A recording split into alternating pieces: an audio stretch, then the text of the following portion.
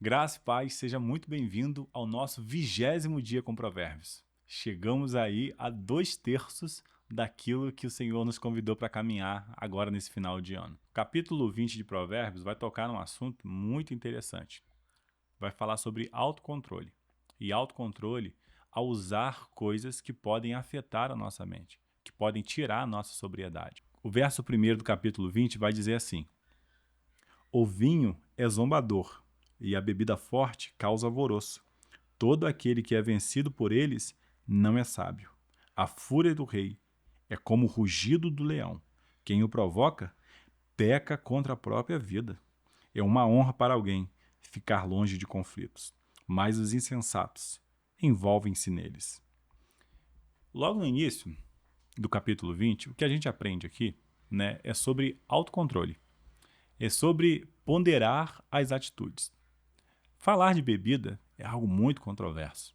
Muitas pessoas vão dizer assim: a Bíblia não proíbe beber. A Bíblia não é contra a bebida. Jesus fez um milagre no casamento onde ele fez que tivesse vinho ali para continuar a festa. Jesus bebeu vinho. De fato, se nós formos olhar para o texto bíblico, não há uma proibição direta contra a bebida. Não há uma proibição direta dizendo assim, você não pode beber. Mas a Bíblia vai trazer inúmeros exemplos falando que o caminho da bebedice é um caminho de ruína, é um caminho de vergonha. Querido, será que você já passou por isso? Ou você já teve algum amigo que depois de beber muito perdeu o controle? Eu, infelizmente, conheço casos de homens que abandonam suas casas para ficarem bebendo e quando retornam para elas, agridem suas esposas, maltratam seus filhos.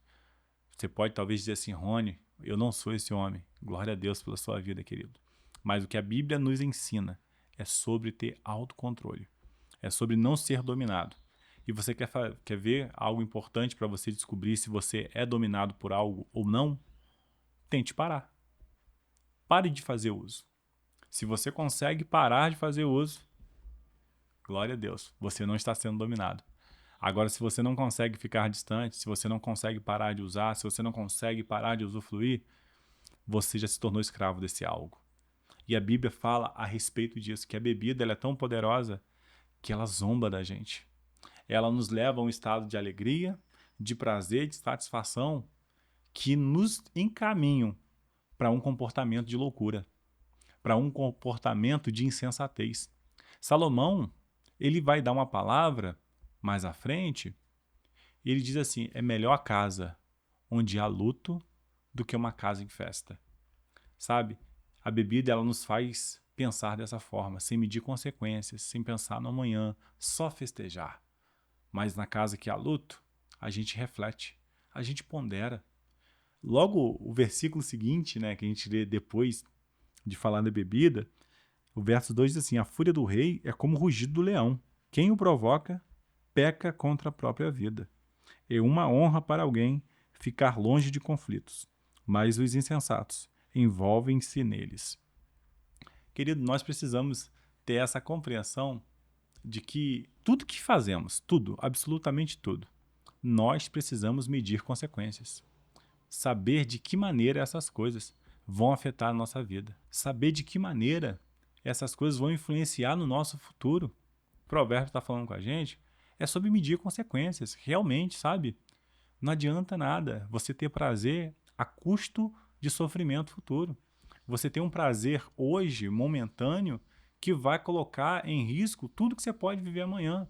Relacionamentos impensados, precipitados, investimentos errados, sabe? Atitudes que a gente faz agora por causa da diversão, por causa do momento, por causa do ambiente, mas que a gente sabe que futuramente as consequências dessas escolhas podem ser prejudiciais a longo prazo. É preciso ter sabedoria na hora de fazer escolhas. E, sobretudo, é preciso dominar o seu próprio corpo. A Bíblia diz que autocontrole, a Bíblia vai chamar de domínio próprio, isso é um fruto do Espírito Santo.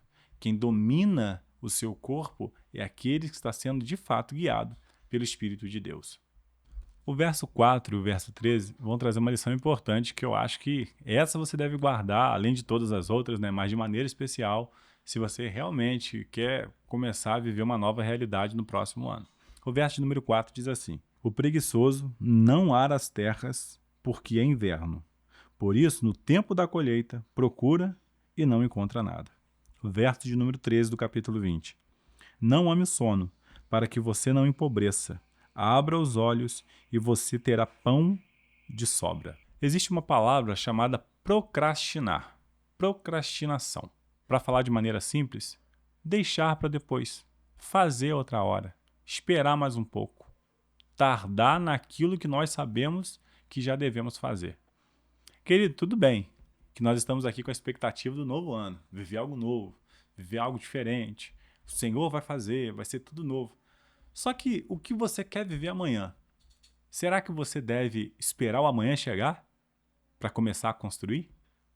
Será que nós devemos esperar o outro dia para ir então tomar atitudes? Sabe, tem muita gente que usa esse tipo de desculpa para várias coisas na vida. Ah, não, eu vou deixar para começar segunda-feira, porque aí eu começo a semana certinho. Eu vou deixar para começar ano que vem, porque aí eu faço o ano inteiro certinho. Eu vou deixar chegar a tal hora. O tempo que o Senhor nos convoca e nos chama para viver o novo dele é agora. O tempo de santificação, o tempo de busca, o tempo de entrega, o tempo de relacionamento vivo e real com Deus é agora. Nós não temos tempo a perder. Nós temos que ser aqueles que apressam a vinda do Senhor, sabendo remir o tempo. Tem muita coisa que a gente gasta tempo, força e energia, que estão nos tirando daquilo que de fato é importante. E quando chega a hora de fazer o que é importante, nós estamos cansados, desmotivados, desanimados, sem inspiração. Por quê? Porque a nossa energia, a nossa força, a nossa dedicação foi gasta em um lugar indevido. Por isso, Provérbios vai mostrar para a gente que nós devemos ter atenção em remir o tempo. Nós devemos ser proativos, prontos a fazer aquilo que é necessário no tempo que é pedido. O capítulo de número 20, para a gente poder encerrar, eu quero ler mais esse versículo com você. O verso de número 10 diz assim: o Senhor detesta o uso de 2 pesos e 2 medidas. Ele detesta tanto uma coisa quanto a outra. Até a criança se dá a conhecer pelas suas ações, se o que faz é puro e reto.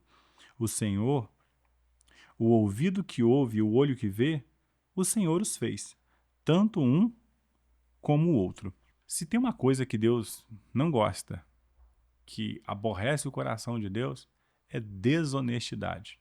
2 pesos, 2 medidas, agir de maneira parcial, buscando ter vantagens, buscando, suprimir o direito do outro. Irmão, desonestidade é algo que não faz parte e não combina com o cristão.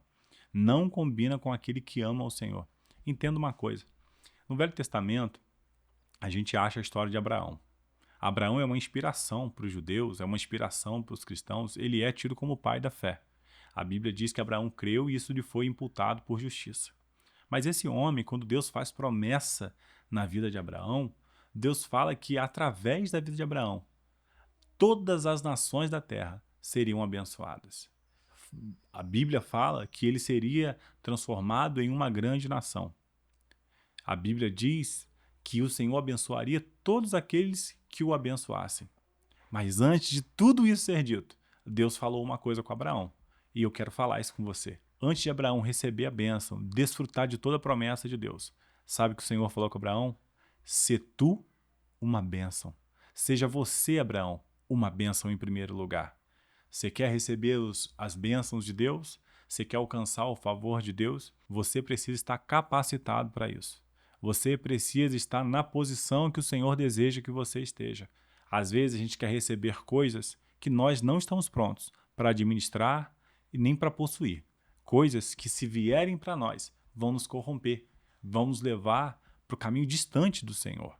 Coisas que, ao invés de nos tornar abençoadores, vão nos tornar pessoas distantes da vontade de Deus.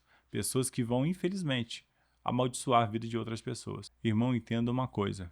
não se trata apenas de receber as bênçãos de Deus. Se trata de ser uma bênção de Deus. Onde estamos, com quem estamos, abençoando, frutificando e testemunhando desse Deus tão bom e generoso. Que o Senhor possa te abençoar grandemente com o texto que hoje foi estudado. E até o próximo dia com Provérbios.